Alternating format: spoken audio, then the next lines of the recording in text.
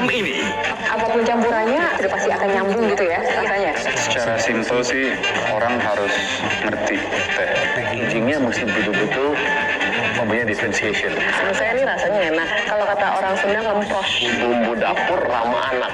Nah, ini bisa jadi konten nih. Juragan Zaman Now Season 2, babak kompetisi batch ke-11, jam 9 malam ini. Saya sih pertama kali Pak makan steak syukur. Enak. Metro This Way, setiap Sabtu, live jam 7:30 malam.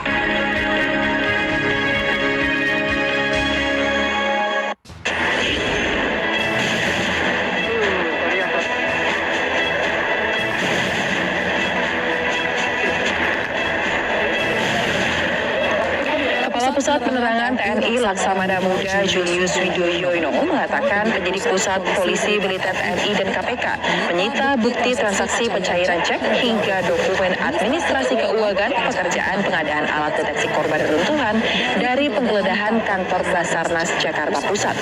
Total ada 2 box kontainer dan 1 koper barang bukti dokumen yang disita oleh penyidik. Dalam penggeledahan yang berlangsung sejak pukul 10 hingga pukul 17 waktu Indonesia Barat ini, penyidik juga menemukan serta menyita rekaman CCTV di Basarnas terkait perkara korupsi Kabasarnas.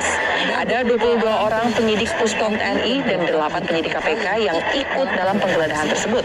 Sebuah ruangan yang dianggap terkait dengan barang bukti diperiksa oleh tim penyidik KPK ataupun Puspom TNI.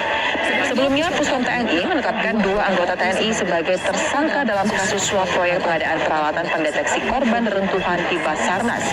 2 anggota TNI yang terseret kasus itu adalah Kabasarnas PRI periode 2021-2023, Marsdia Henry Alfiandi, dan Koordinator Administrasi Kabasarnas, Letkol Afri Budi Cahyanto. Kini KPK menyerahkan proses hukum Henry dan Afri selaku prajurit TNI kepada Puspom Mabes TNI.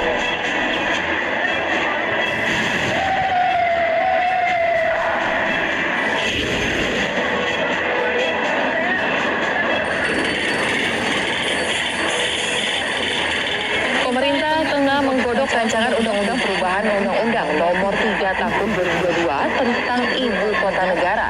Salah satu yang diusulkan berubah yaitu terkait luas wilayah IKN. Kepala Unit Kerja Hukum dan Kepatuhan Otorita IKN, Ida Bagus Nyoman Wisman Tanu mengatakan, penyesuaian luas dan batas wilayah perlu dilakukan, mengingat tahap awal pembangunan saat ini masih fokus di kawasan inti pusat pemerintahan. Adapun luas wilayah daratan IKN saat ini mencapai 256,142 hektar yang mencangkup 56.180 hektar kawasan IKN dan 199.962 hektar kawasan pengembangan IKN. Sedangkan wilayah lautan sebesar 68.189 hektar. Setelah resmi diubah, luas wilayah daratan IKN akan menjadi 252.660 hektar yang mencangkup 49.490 hektar kawasan IKN dan 196.501 hektar kawasan pengembangan IKN. Lalu wilayah lautan IKN akan menjadi 69.769 hektar. Dalam laporan konsep perubahan yang tengah dikonsultasikan, tercatat 9 pokok perubahan yang diusulkan untuk berubah, mencakup luas dan batasan wilayah, tata ruang, pertanahan, pengelolaan keuangan, barang milik negara, barang milik otorita, dan pembiayaan hingga kewenangan khusus. Perubahan Undang-Undang IKN ini pun dilandasi keinginan agar pelaksanaan pembangunan dan pemindahan IKN dapat dilaksanakan secara efektif dan optimal dengan tetap menerapkan prinsip akuntabilitas dan good governance dari Ibu Kota Nusantara yang tercantum di dalam Undang-Undang IKN.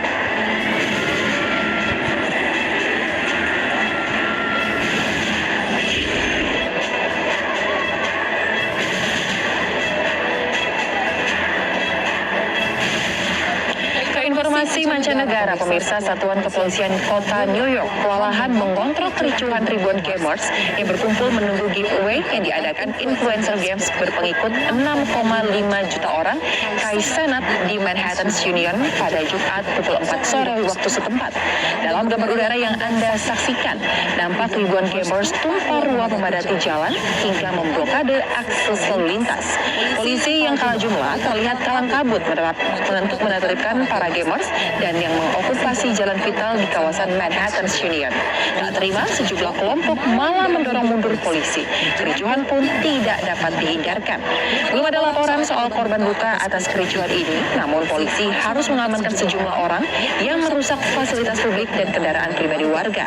Pembubaran massa ini dilakukan polisi lantaran acara yang diadakan tersebut belum memiliki izin dan menimbulkan gangguan aktivitas warga. Dalam event giveaway ini, High Senate berencana membagikan sejumlah komputer games dan konsol PlayStation keluaran terbaru.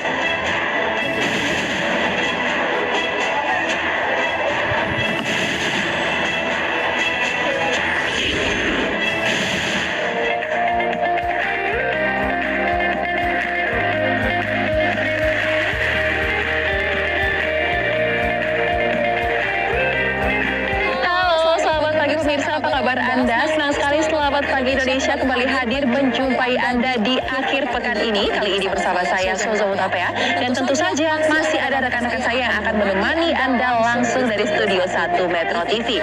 Nah, selain 3 informasi yang saya bacakan tadi, menu khas SPI atau informasi utama dalam Selamat Pagi Indonesia akhir pekan ini akan kami hadirkan tentang kasus yang kerap kali terjadi di dunia pendidikan saat ini, yaitu kekerasan yang dialami tidak hanya oleh pelajar tetapi juga tenaga pengajar. Mengapa ya hal ini bisa terjadi? Lalu seperti apa evaluasinya, dan jika terjadi sebenarnya siapa sih bertanggung jawab? Nah, ulasan terkait dengan hal ini dan paparan datanya serta wawancara lebih lanjut bersama dengan pengamat pendidikan sekaligus Direktur Eksekutif Yayasan Sukma yaitu Ahmad Baidowi akan kami hadirkan dalam rangkaian Selamat Pagi Indonesia pagi ini. Namun terlebih dahulu saya harus kembalikan ke rekan-rekan saya di studio, ada rekan Jason dan juga Valencia. Silakan rekan-rekan.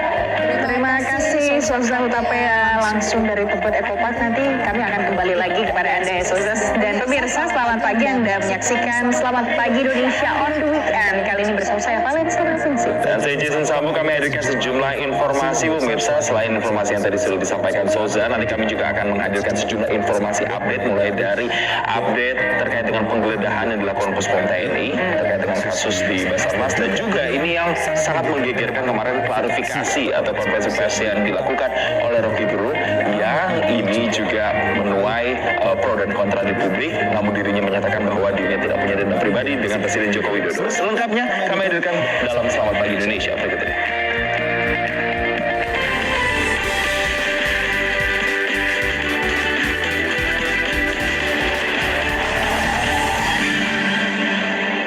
Pemirsa, akademisi sekaligus pengamat politik Rocky Gerung meminta maaf atas kegaduhan yang terjadi usai dirinya mengkritik Presiden Joko Widodo.